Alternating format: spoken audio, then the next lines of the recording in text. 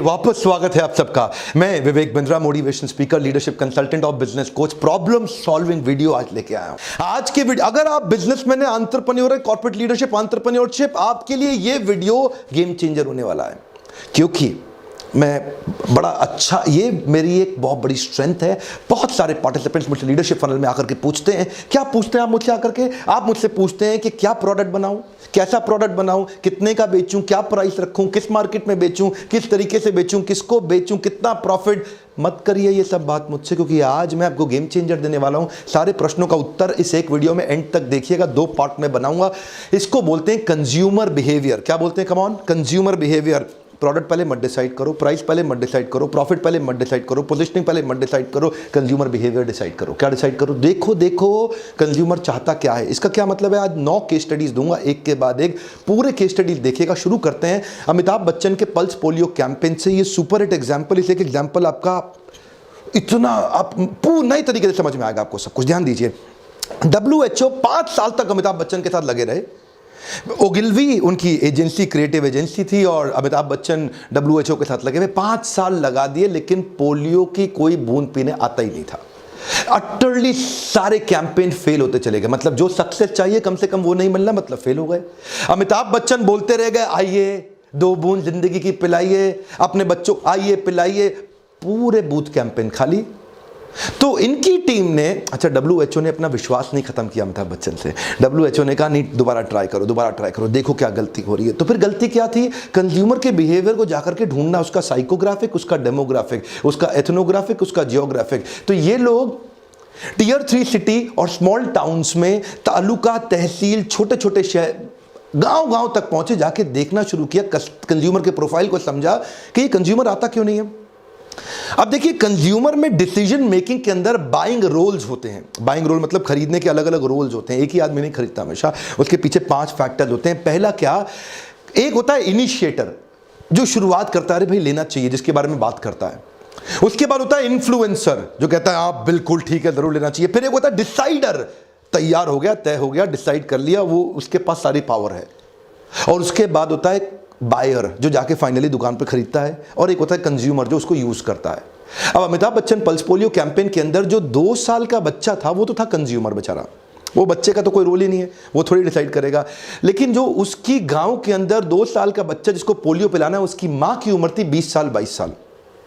वो 22 साल की मां, जिसके सास और ससुर 50 और 55 साल के हुआ करते थे, और 50-55 साल के सास ससुर वो कहते थे भाई मेरे बच्चों को पोलियो थोड़ी हुआ है इसको क्यों पोलियो इसको बूंद पिलाने की जरूरत नहीं है, पोलियो होएगा तो बूंद पिलाएंगे, अभी क्यों पिलाएं। तो वो भेजते नहीं थे उसको। यानी कि वो इन्फ्लुएंसर और डिसाइडर थे। और यहां इन्फ्लुएंसर और डिसाइडर के ऊपर काम ही नहीं किया अमिताभ बच्चन की टीम ने। क्यों? क्योंकि अमिताभ बच्चन आके प्रार्थना करते थे, रिक्वेस्ट करते थे। अब ध्यान दीजिए, वो 50 साल के सास और ससुर जो घर में बैठे थे पीछे, वो सास जो घर में बैठी थी, वो 1970s में अमिताभ बच्चन को एंग्री यंग मैन देखती थी। अब ये अमिताभ बच्चन जो एंग्री यंग मैन थे, आज भी मैं गिरे हुए पैसे नहीं उठाता, मैं आज भी फेंके हुए पैसे नहीं उठाता। वो बड़ी, आपने देखी हुई है ना, ये कई मूवीज देखी हैं। वो पोजीशनिंग बड़ी सॉलिड उनके दिमाग में छपी थी। इधर अमिताभ बच्चन आकर रिक्वेस्ट करता था, उनको रजिस्टर ही नहीं होता था। अमिताभ बच्चन हाथ जोड़ता था, उनको, अमिताभ बच्चन को उन्होंने एंग्री यंग मैन देखा, वो रजिस्टर ही नहीं होता था। अमिताभ बच्चन हाथ जोड़े, उनको रजिस्टर ही ना हो, क्योंकि उनके हिसाब से तो Amitabh Bachchan angry young man था। इन्होंने कंज्यूमर बिहेवियर को जाके, उसको साइकोग्राफिक, उसको डेमोग्राफिक को समझा। इन्होंने एड कैंपेन चेंज करा दिया। बोला अमिताभ बच्चन साहब सब कुछ चेंज कर दो, वापस उसी रोल में आ जाओ। बच्चन साहब गुस्से में आ गए, कब से कह रहे हैं तुम्हारे को, और वो उतना गुस्से में, उनके टोन में तो बोल नहीं सकता, आपने पीछे ऐड देखी होंगी। बस यही एक दिन देखना बाकी रह गया था। जब सब बहाने खत्म हो गए तो कुछ लोगों ने अपने बच्चों को पोलियो की खुराक न देने का एक नया बहाना खोद निकाला। जा, अरे भेजा है या भेजवा दूं? वो उन्होंने कितना गुस्से में आकर के बोला, एकदम इनको रजिस्टर हो गया। क्यों? इन्फ्लुएंसर डिसाइडर थे यहाँ पे ये। और अमिताभ, और उसके बाद क्या हुआ जी, पूरे पोलियो बूथ भर गए, और सब आ गए। उनसे पूछा अभी कैसे आ गए, अभी कैसे आ गए? बोला वो बच्चन साहब गुस्से में थे ना, इसीलिए आ गए हम लोग। हाँ, यही बात है। आप प्रोडक्ट क्या दे रहे हैं? प्रोडक्ट तो वही था ना, पोजिशनिंग क्या दे रहे हैं वो तो वही थी, प्राइसिंग क्या फ्री का था, लेकिन फिर भी नहीं बिक रहा था। फ्री की चीज भी लोग यूज नहीं कर रहे। ध्यान दीजिए, कंज्यूमर बिहेवियर को घुस के देखना पड़ेगा आपको। मैं बहुत सारे एग्जांपल्स आपको देना चाहता हूं।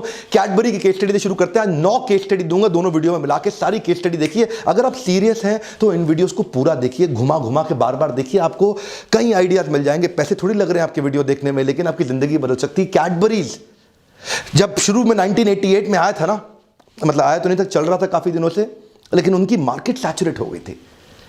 क्योंकि उनकी मार्केट थी 78% मार्केट उनकी केवल बच्चे थे, और वही बच्चों पे वो टारगेट करते थे। अब जो बच्चे थे वो बड़े हो जाते थे तो नए सेट ऑफ बच्चे आते थे, वो बच्चे बड़े हो जाते थे तो फिर नए सेट ऑफ बच्चे आते थे। तो उनकी मार्केट ना सैचुरेट हो गई।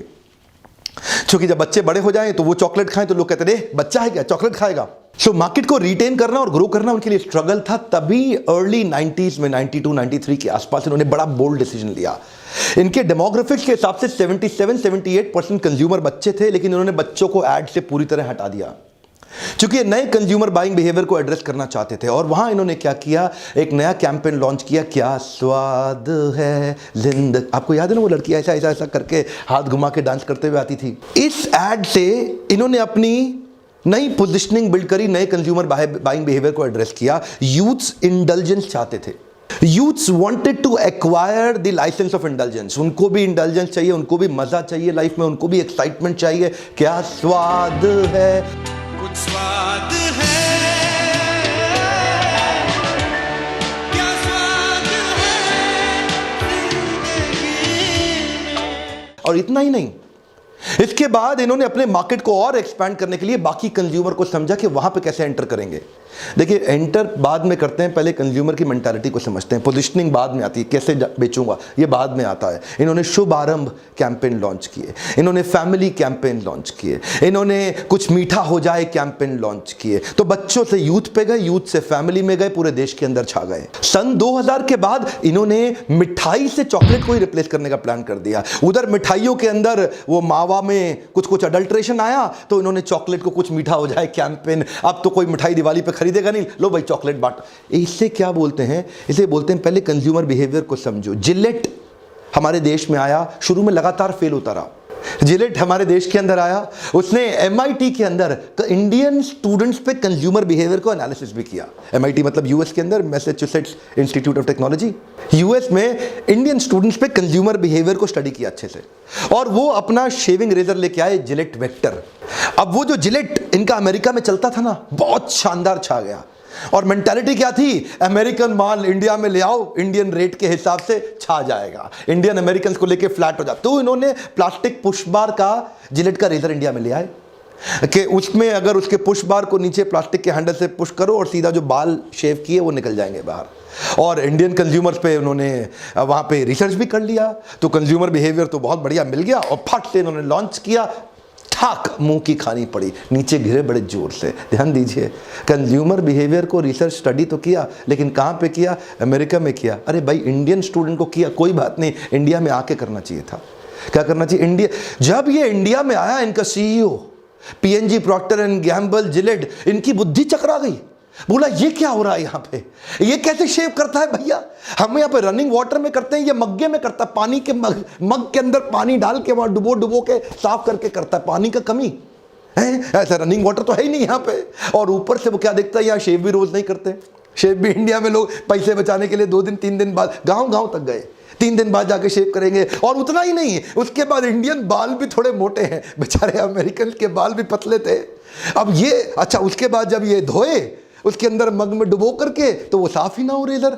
तो ये इनकी बुद्धि चकरा गई, बोला ये क्या हो गया। अरे कंज्यूमर बिहेवियर को घुस के प्रोडक्ट बेचने में लगे थे ना पहले। कम ऑन, क्या कर रहे थे, प्रोडक्ट बेच रहे थे। फिर बता रहा हूं, याद करिए, प्राइस बाद में डिसाइड करो, प्रोडक्ट बाद में डिसाइड करो, पोजिशनिंग बाद में डिसाइड करो, प्रॉफिट बाद में, पहले क्या करो, कंज्यूमर बिहेवियर। अब उसके बाद उन्होंने यहाँ की रिसर्च करी, 18 महीने की रिसर्च करी। उसके बाद डिटेल्ड रिसर्च के बाद इन्होंने प्रोडक्ट में बड़े चेंजेस लेके आए। अब जो प्रोडक्ट बनाया इन्होंने, क्योंकि पहले क्या था, वहां पे शीशा है नहीं, हाँ, और लोग जमीन पे बैठ करके मग में डुबो के शेव करें, तो अब इन्होंने पूरा तरीका चेंज कर दिया।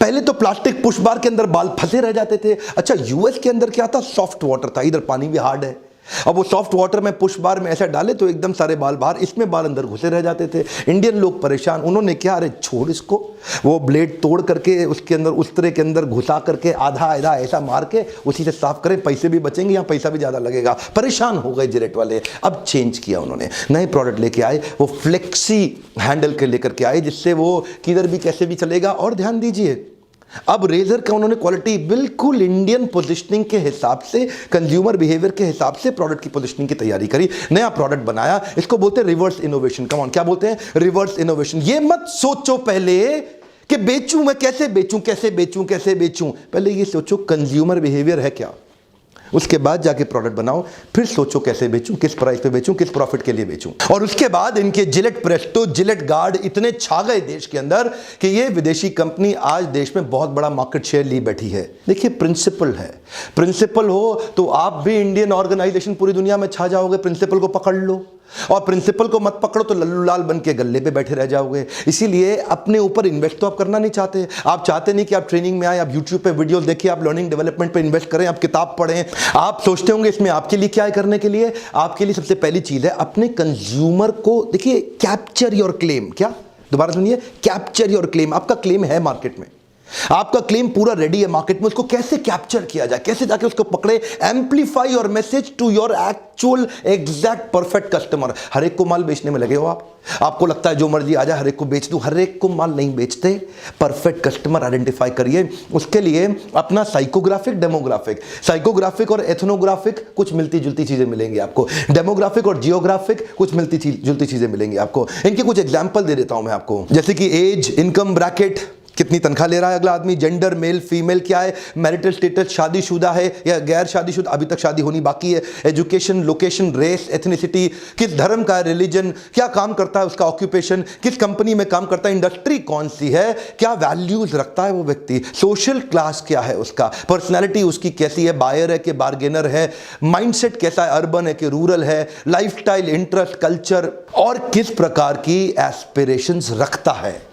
ऐसे आप सारी चीजों से लेकर पहले परफेक्ट कस्टमर का प्रोफाइल बनाइए, उसके बिहेवियर को स्टडी करिए जाके, उसके साथ उठिए बैठिए। आज तक मारुति सुजुकी जिसने ऑल्टो गाड़ी बना दी, आज तक उस ऑल्टो को ऊपर चलाए रखने के लिए वो कंटिन्यूअसली रिवर्स इनोवेशन पे काम कर रहा है। जितने की गाड़ी उसने 15 साल पहले लॉन्च करी थी, आज भी उतने की बेच रहा है। इतना इन्फ्लेशन आने के बावजूद अपनी कॉस्ट को कम रखने के लिए कंज्यूमर के एग्जैक्ट बिहेवियर को पढ़ के पोजिशनिंग कर रहा है। One of the world's largest highest selling car आज मारुति प्राइड देखता, वो बहुत, मारुति इतना खुश है अपने इस ऑल्टो के कारण। जानते हैं क्यों? उन्होंने ऐसी गाड़ी बना दी जिसको कोई बीट ही नहीं कर पाया। इतनी बिकी क्यों? कंज्यूमर बिहेवियर को पहले स्टडी। आज मारुति में, आपको जानते हैं ना, मैंने बहुत ट्रेनिंग किया है मारुति में, कई दफा अवार्ड लिए हमने मारुति से।